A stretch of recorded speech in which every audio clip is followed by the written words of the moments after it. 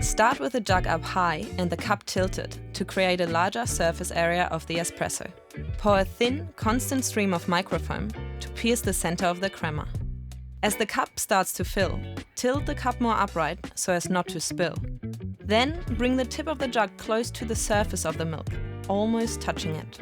At this point, a white dot will start to appear. Pause, then pour again, very close to the surface. Repeat 2 to 3 more times, creating arcs. Then pour through the arcs, lifting the jug to finish.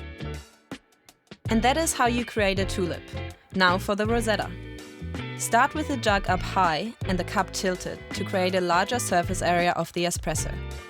Pour a thin, constant stream of microfoam to pierce the center of the crema.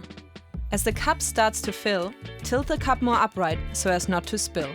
Then bring the tip of the jug close to the surface of the milk, almost touching it. At this point, a white dot will start to appear. Keep steadily pouring, making the dot larger, gently moving your jug from left to right, creating leaves. Then pour through the leaves, lifting the jug to finish. Good luck with your journey!